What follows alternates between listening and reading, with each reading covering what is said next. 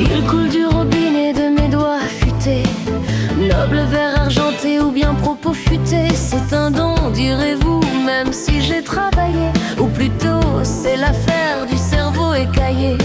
Naïf et reptilien, caché au plus profond, secret il exécute collé à mon plafond.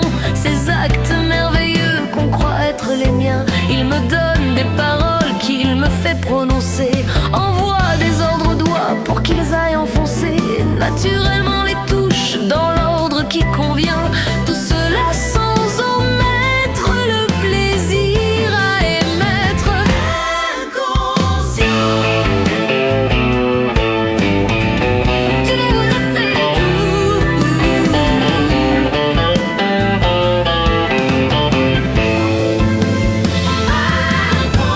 Il offre du plaisir à chaque suggestion, notée dans la mémoire la régurgitation, communique la valeur de l'espoir attaché. On se régale d'avance au plaisir en sachet. Nous confrontons nos actes à la réalité, soumettant nos bilans à vérification, ce qui assure ainsi un contrôle qualité.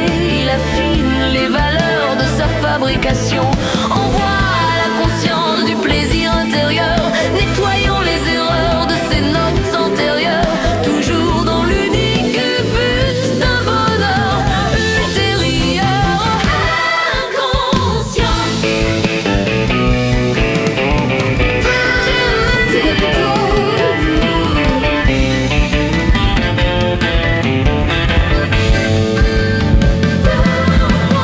Il est le grand gardien du bonheur de notre âme, notre ange garde du corps décrit dans les programmes. Ces poussiéreux bréviaires dont on m'a bien saoulé, on se réveille un jour, les sottises refoulées, nu devant l'éternel désir d'être plus grand, sempiternel travers